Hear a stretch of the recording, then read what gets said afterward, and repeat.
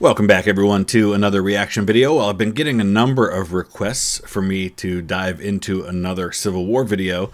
This one is from the channel Knowledgia, and it looks like it's a follow-up to one we looked at a while back, which had to do with the turning points of the American Civil War in 1863 at Vicksburg and Gettysburg.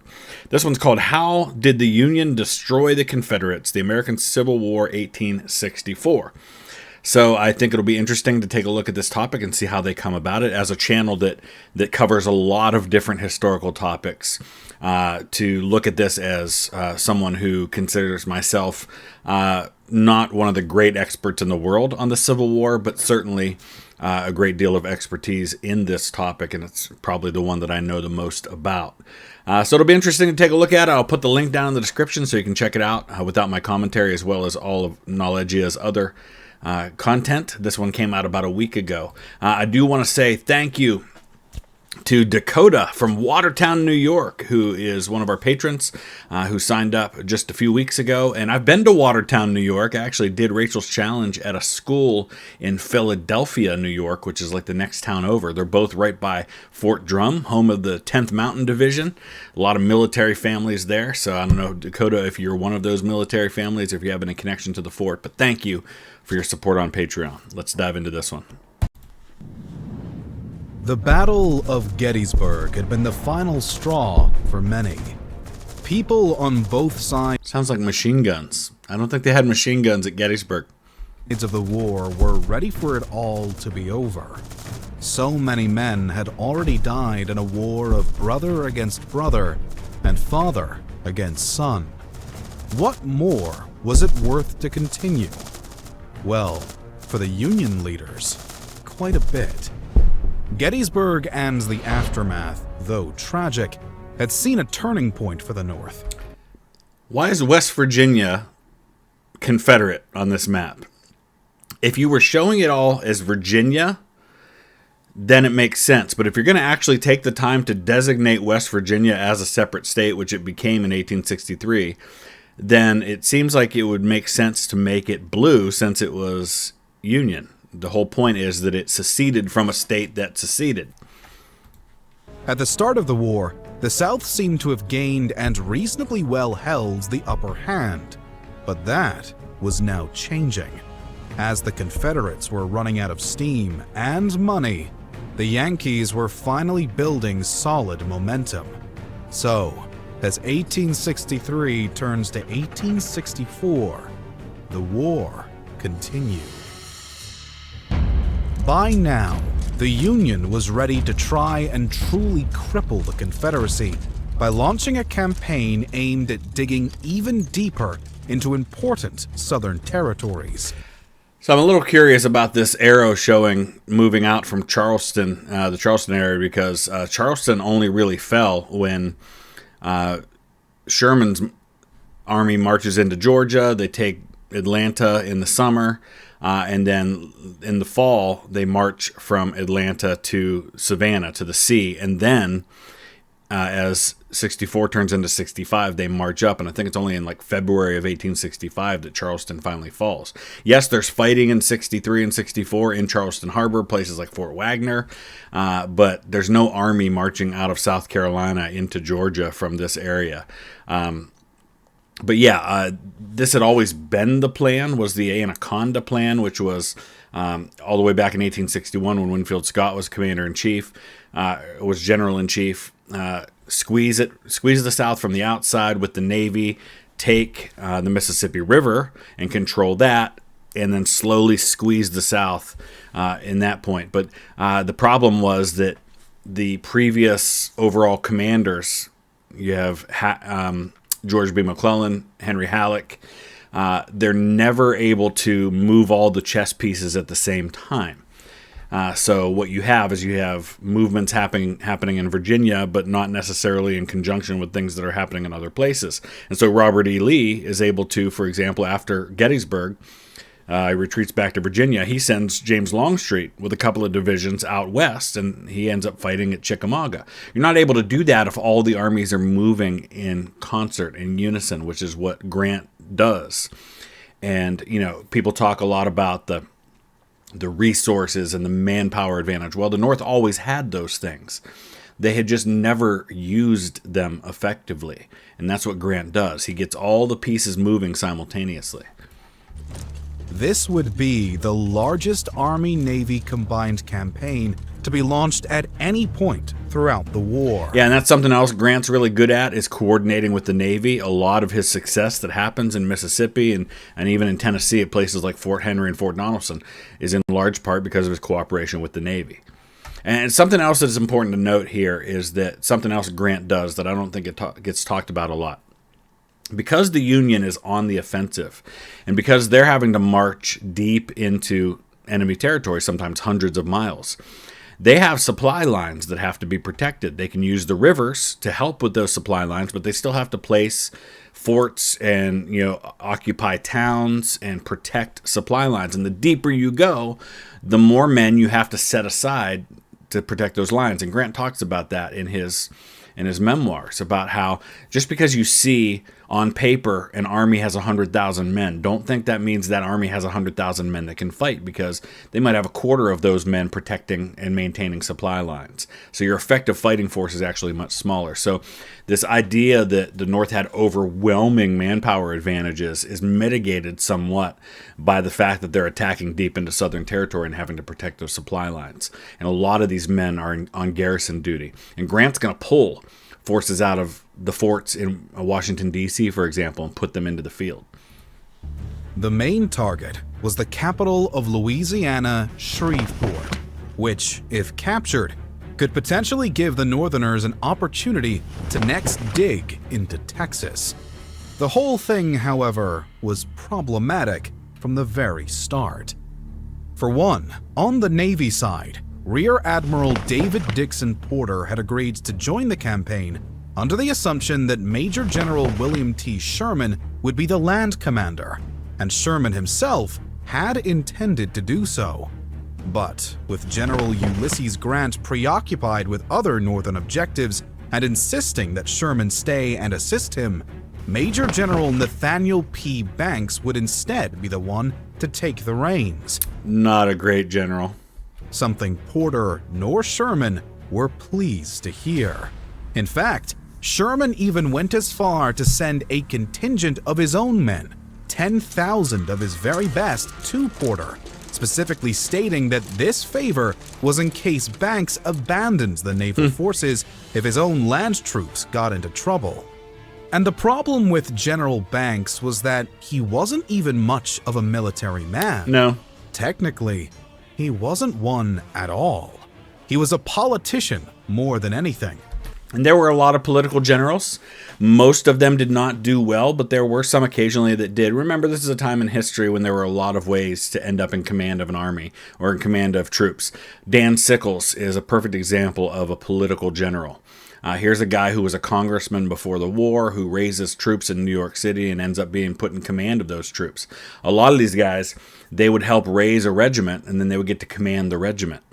And then you're already kind of starting out at that level of colonel, and then if you do fairly well or just better than the people around you, you can rise a little higher. So most of these political generals didn't really pan out, but occasionally some did. John Logan, fantastic general. One of the best commanders in the Western Theater during the war, and he was 100% a political general. But for every John Logan, you've got a John McClernand or someone like Nathaniel Banks who just is not cut out for it. Which is exactly why he needed this campaign for the military experience and hopefully success that it would bring him. Now, he had military experience by this point. This is not like he's just now starting out. He's been in military command for a couple years by now.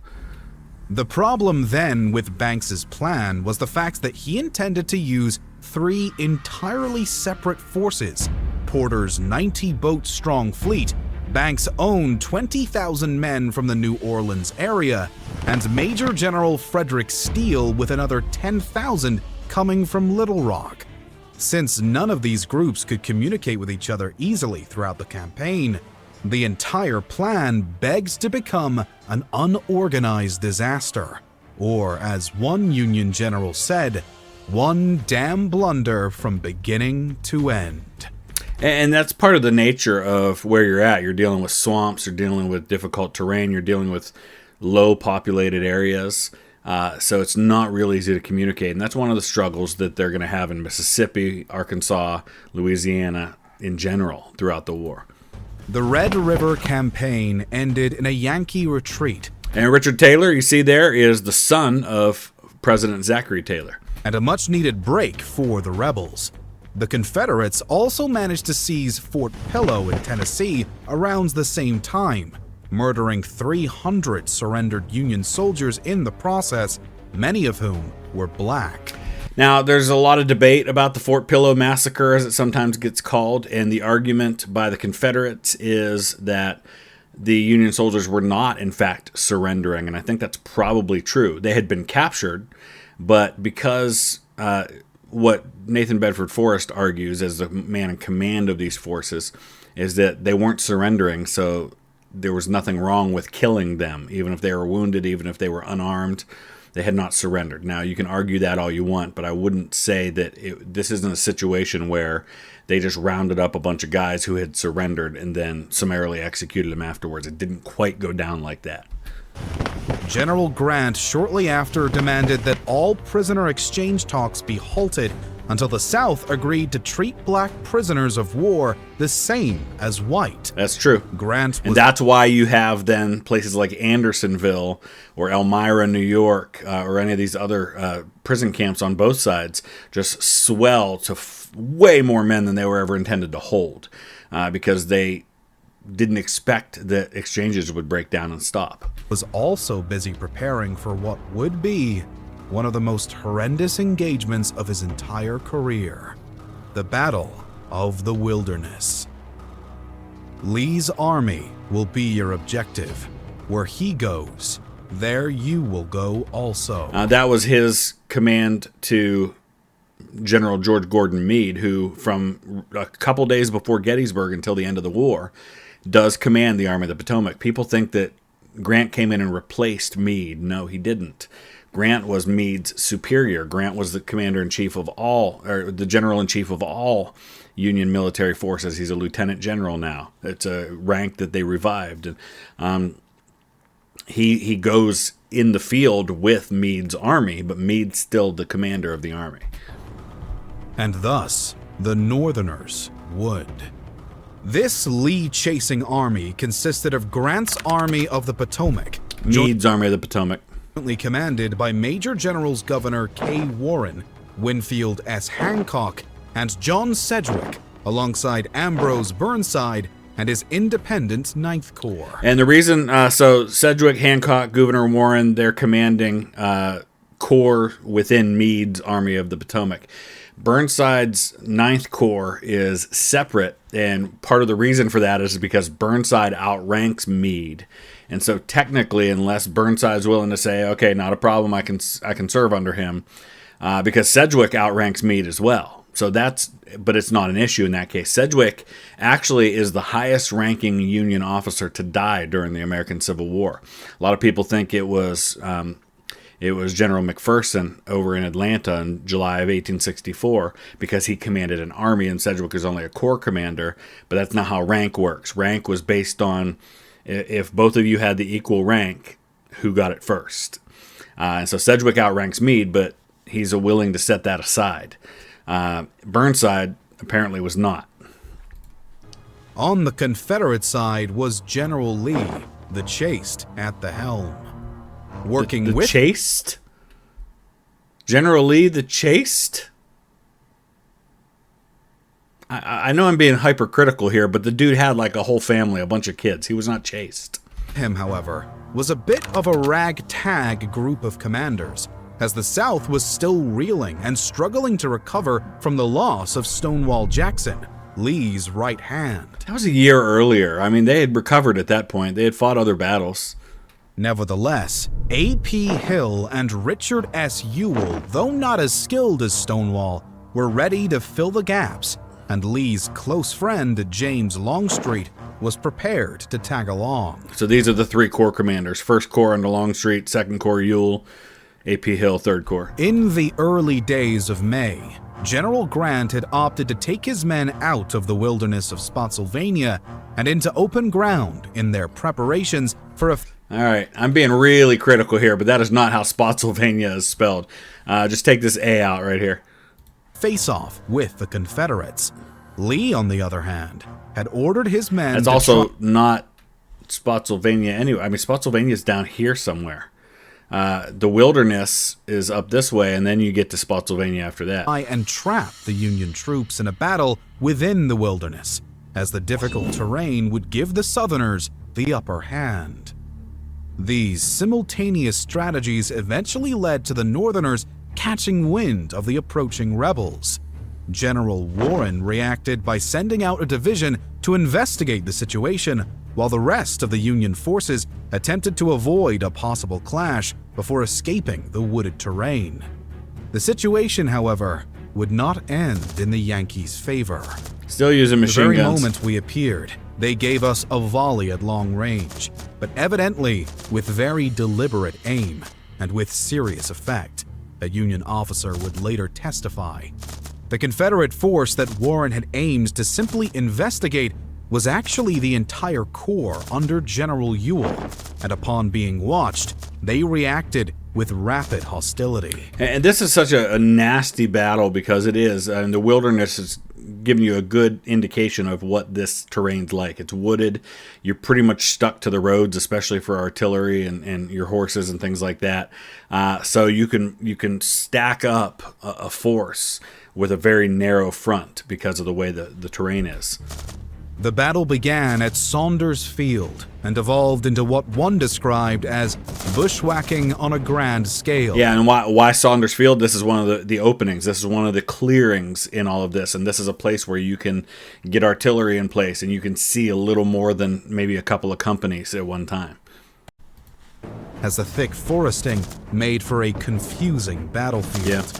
Over with General Hill, another battle had broken out along the Plank Road, as the Confederates there ran into General Sedgwick's division in their attempts to cut the Northerners off from the highly important Brock Road. For the first portion of each engagement, the favor seems to shift back and forward with no clear winner. But the outnumbered Southerners were surely disadvantaged under Hill. General Longstreet was intended to come and assist Hill and his attack as night fell, which caused the latter to hold off from re-engaging at dawn, as Longstreet was yet to arrive. This meant that the Union attacks that morning proved disastrous for Hill. That is, until Longstreet's heroic arrival hours behind schedule. The battle around Plank and Brock roads would thus carry on for a while longer, with what seemed to be a growing Confederate favor for some time, but would eventually end in eventual, though partial, Union victory. The Southerners would complete the endeavor with the upper hand, however, after General John B. Gordon routed Yankee troops along the turnpike on May 6th. This is the nature of this battle is one of those battles where, because it's a lot like Chickamauga, where you have all these woods, you can't see much of the front. It's not like a place like Gettysburg where it's all wide open and you can see most of what's going on for your troops, but also the enemy's. You can only pretty much see what's right in front of you. And so there are elements of surprise. There are troops that show up that you didn't know were coming. And suddenly where you thought your flank was secure, it's not secure anymore. And suddenly where you thought you had one brigade in front of you, you might have two divisions in front of you. So it's really difficult to exercise effective command and control, which is why Grant and Meade did not want to fight a battle in this. They wanted to get through it and find somewhere that they could fight Lee in the open. Lee choosing to fight in the wilderness was smart on his part because it reduces the effectiveness of a far superior force. Even taking 2 Union generals as prisoners in the process. The consequence for the North was damning. The battle had cost them double the number of casualties as it had the South, and the situation became so dire that General Grant, wildly uncharacteristically, broke down in tears in his tent at word of the situation. Yet, Grant nor the North was ready to give up. Instead of following the battle with a full retreat, they marched on, deeper south, to Richmond. Yeah, so the plan here is constantly to try and get around Lee's army and force him to attack them, because it's always more advantageous, especially at this point in the war where you're starting to see the tactics change based on the superior weaponry. You're not fighting open battles anymore. You're starting to use fortifications more and more, and defensive positions. That's what you have at Spotsylvania. It's what you have at Cold Harbor, which are the next two big battles in all of this. So Grant's trying to get between Lee and Richmond, so Lee will have to attack him, and he can destroy Lee's army, or at least take Richmond and get in a more advantageous position. But he's making this series of left movements, and he actually, at one point after Cold Harbor, is actually able to get where he wants to get, and it's through kind of a fluke that Lee ends up being able to stop the movement on Petersburg. Throughout May, the Union was now daringly carrying out two simultaneous campaigns, Grant's Overland and Sherman's... Which wasn't going all the way into North Carolina. I mean, they made a mistake here in that they should have kept Grant's marker where it was and showed him moving toward Richmond. They don't get near Richmond until you get into late May, early June, when you're doing Cold Harbor's really, really close to Richmond. Atlanta. The Overland campaign had begun with the Battle of the Wilderness, and the depressing draw, at best, couples with the raging fire the battle had caused. And the Wilderness is all these woods. It's basically the same battlefield as Chancellorsville, so you see photos of like places where shallow graves had been washed away, and bones are showing from the previous battle the year before. In fact, if you go to where Stonewall Jackson had his arm amputated, it's on the Wilderness battlefield, not the Chancellorsville battlefield, which is Chancellorsville is the battle where it happened. They're basically Chancellorsville, Wilderness, Fredericksburg, and Spotsylvania. It's all one big battlefield. It all seemed like a bad omen for the newly launched campaign. But, as Grant told a reporter, there is no turning back. The campaign was far from over. In fact, the next clash occurred only hours later at the Spotsylvania courthouse, where Lee managed to stall his adversary yet again for 2 weeks straight, until Grant finally disengaged. And that was where John Sedgwick ends up being killed, very famously being warned of Confederate sharpshooters and saying they couldn't hit an elephant at this distance. He wasn't hit mid-sentence, but those were his last words before he was hit. He was shot in the face and basically dead before he hit the ground. After losing roughly another 18,000 men, the Union general pushed on for Richmond. Off-and-on clashes would follow as Grant and his men trudged towards the Confederate capital, and the Battle of Cold Harbor would see the Union take another unwanted hit. After 6 weeks, the campaign came to a close, but not before racking up around 55,000 Northern casualties and seeing the third and fourth bloodiest battles of the entire war.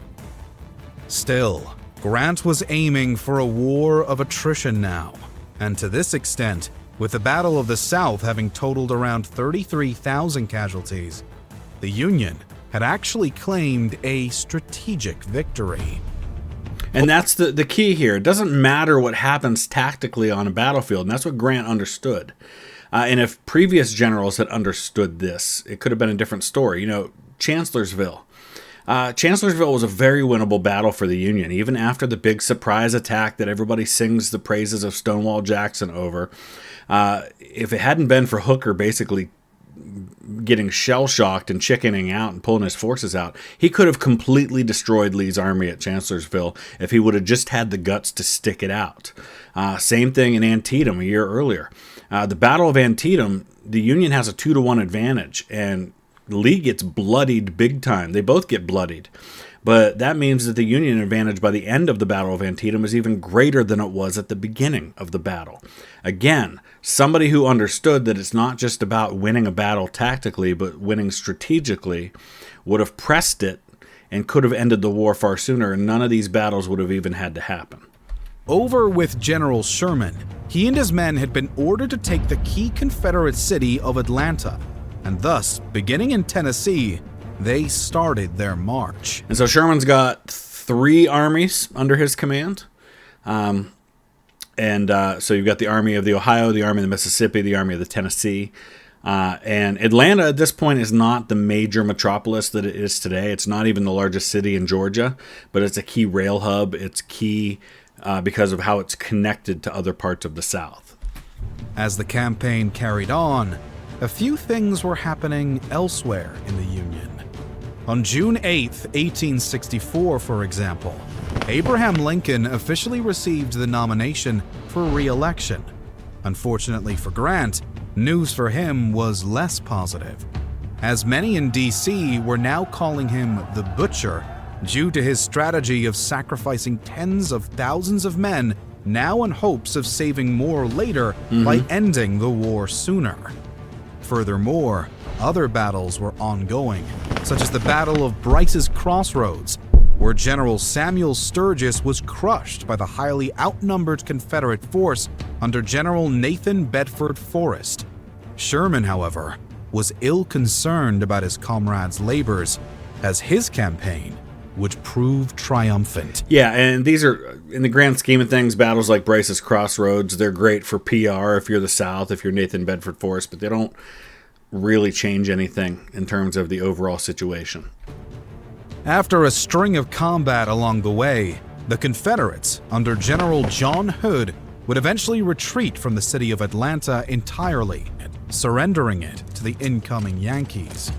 The latter would hold the city until November, at which point Sherman had ordered for all military resources in the city to be burned to the ground, which would unintentionally result in an out-of-control fire that leveled the city. As the heat of the summer beat down on both battle-worn and battle-ready men of North and South, the Confederates, too, were attempting to make significant moves. Confederate General Jubal Early was hoping to take pressure off of Petersburg and Richmond, which had been under siege by the Union since the end of the Overland campaign. And this is going back to what I said earlier about how Union manpower has to be spread out over so many areas, which kind of mitigates the advantage they have. These are the kinds of things the Confederates do to take advantage of that and to make the Union do that. So during the Gettysburg campaign, for example, in 63, as you have Lee marching north, you've got John Hunt Morgan launching his raid from Kentucky into Indiana and through southern Ohio, and he ends up all the way up here where I live, just a few miles from where I live, where he's finally forced to surrender. But the Union is sending troops by rail from Pennsylvania, from other parts of Ohio, sending tens of thousands of men to Ohio to deal with this threat from a few thousand men under John Hunt Morgan. And by the time he gets to northeast Ohio, it's a few hundred men. So Jubal Early is just another example of that. And so is Nathan Bedford Forrest. They're trying to launch these raids that's going to divert tens or even hundreds of thousands of Union troops away from the concentrated efforts to take cities like Richmond. Thus, he clashed with Northerners at the Battle of Monocacy in Maryland, where he would ultimately win, but many from the North still claimed it to be a tactical victory in stopping the Confederates from reaching D.C. That's actually a strategic victory. It was a tactical victory for Jubal Early. And what's the difference? Tactical victory means you won the battle.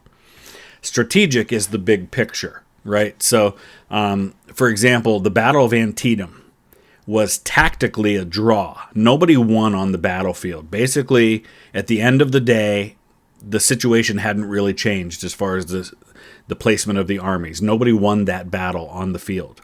But the aftermath was that Lee retreated back into Virginia, which means a strategic victory because the campaign was to stop Lee's invasion of the North, and that was successful.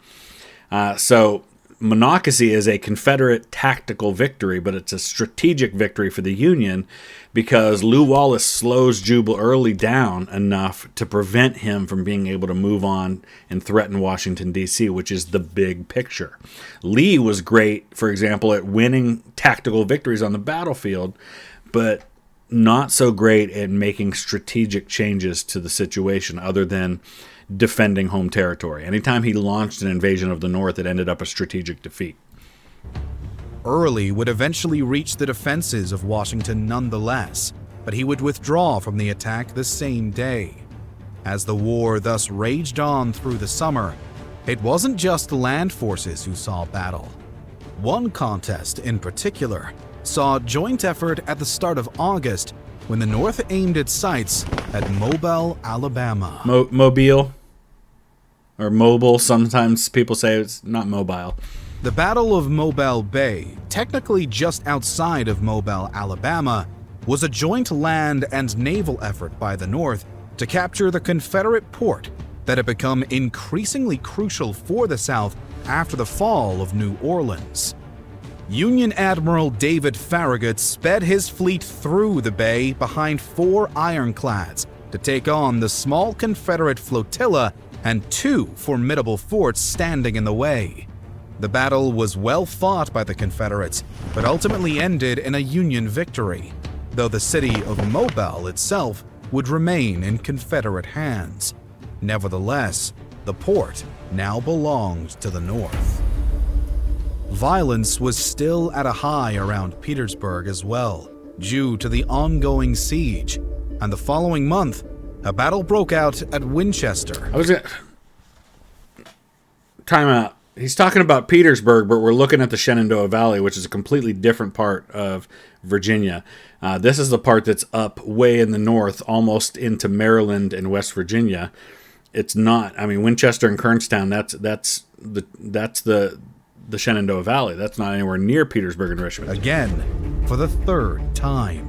Winchester's going to change hands dozens of times during the war. It's at the Shenandoah Valley is sometimes called the breadbasket of the Confederacy because it's very fertile farming ground, produces a lot of food for the Army and for the Confederacy as a whole.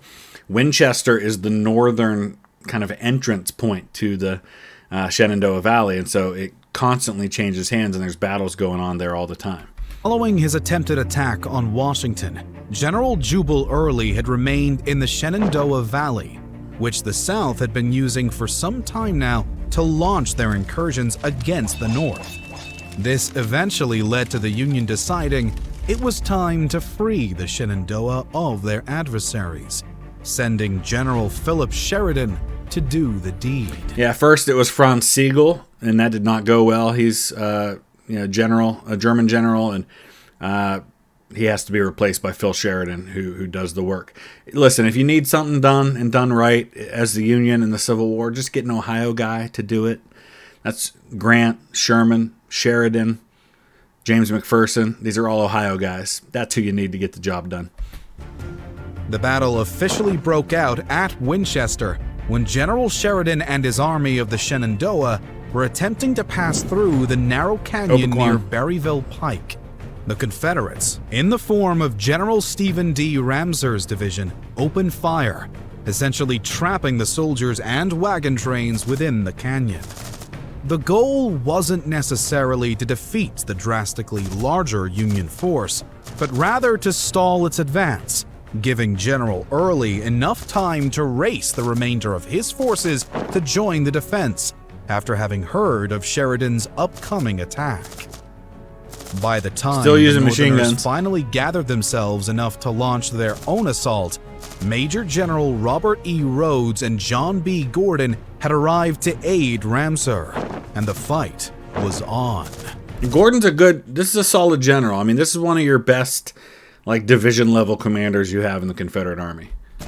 The Yankees slowly but surely beat down the Confederates under Ramseur, while his comrades fought their own battles all around him. General Gordon and his men were locked in one of those clashes, although they seemed to be faring a bit better for the time being. The grass and earth was cut and torn up by a perfect sheet of lead. Bullets sought the hiding places of the men with fatal accuracy. Blood was on everything, was everywhere, was spattered on bushes, was gathered in ghastly puddles on the ground, was the description given by one of the Union soldiers present. General Rhodes was also launching a strong counterattack nearby, as both Ramseur and Gordon were gaining ground, even if it was ground they had previously lost. As the battles raged on, the Northerners began to worry that the whole exertion could end up going in the rebels' favor. Thus, General Sheridan decided to call in backup from an old friend. "I've got Crook here with 10,000 men, and I am going to throw them in and whip these fellows." In the end, Sheridan wasn't entirely wrong. The Confederates would face defeat, and the city fell to the Union. In what seems to be a pattern of recent, this would prove to be the bloodiest battle ever fought in the Shenandoah Valley, with Sheridan losing over 10% of his entire army in the hard-fought victory. And again, when you're on the attack and you're facing an opponent who's defending his home territory, who is able to bottle you up, you're going to have more casualties. That's just the reality. The Confederates would lose roughly 4,000, scarcely less than the much larger Union force they had faced. Yet, but look at that percentage, and that's the key. That's the advantage the Union has, and that's why sometimes you have to sacrifice the men to attack to wear down the enemy's ability to defend. Sheridan wasn't done with Jubal early. In fact, he still wanted him out of the Shenandoah entirely. After the Battle of 3rd Winchester, Early had worked to withdraw back to Fisher's Hill, which he believed would provide safety for his absolutely rattled troops. Known as the Gibraltar of the Valley, the hill could be a crucial ground to hold if properly defended. Early, however, was unable to even set up proper defenses before Sheridan and his army arrived on their heels. General Crook, sent off by Sheridan, ambushed Jubal Early and his men on their left flank, while the other Union forces served as a distraction. The Confederates, despite their best efforts, were forced to retreat yet again, being chased until Woodstock. The following months would see the Union enact the Burning to downright destroy the breadbasket of the Confederacy and eventually wrestle the whole of the Shenandoah Valley from the South altogether. Yeah, they've been fighting over this valley for 3 years. They're not going to play that game anymore. Burn it, destroy its usefulness as something to be defended by the Confederates, and they won't try to take it back again. The Union was looking more and more grim for the rebels. This is basically the equivalent of bombing factories in World War II, right? I mean, it's technically a civilian target, but this is the modern nature of warfare. When you're dealing with industrial warfare, which you're getting into in the 19th century, these armies, it's not just about manpower. It's not just about tactically winning on the field. It's about destroying their ability to continue feeding and equipping their armies. Over in the Union, it appeared that the war was as close as ever to ending. In the previous months, it had been General Robert E. Lee's belief that if he and his Confederates could hold off for just long enough, the war-exhausted and dissatisfied Northerners would choose to elect a Southern sympathizing president in their upcoming election. And not even a Southern sympathizing president, just a president who wanted to end the war.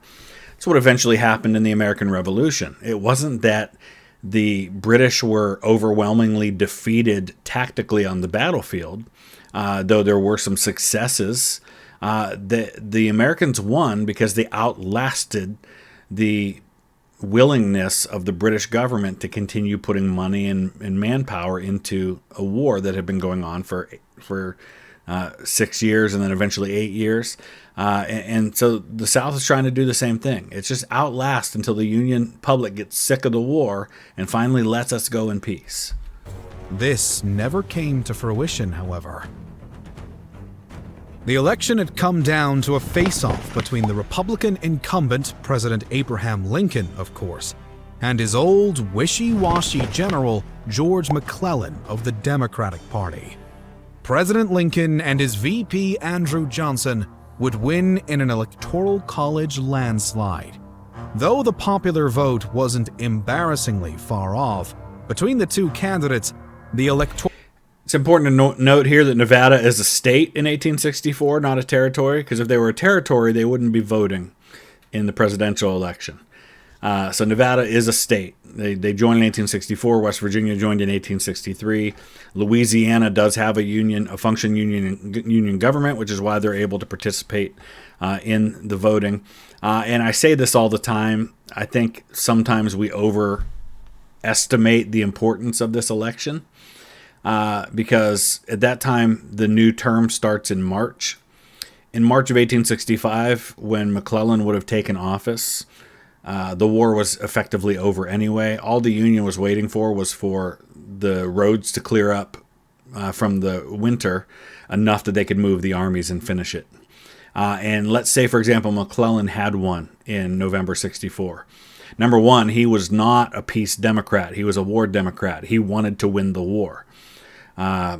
So he would have prosecuted the war to a successful conclusion. But number two, even if he wasn't willing to do that, if Lincoln and Grant know that McClellan's coming to office in March, they're just going to speed up the timetable that they crush the Confederacy and win the war before it comes to that. So honestly, in the end, I don't think it made a huge difference. Total votes divided up to 212 votes for the commander-in-chief and 21 for his challenger. If Lee had any hopes left of the Union government ending the war favorably for both sides, they must have been like a dying flame.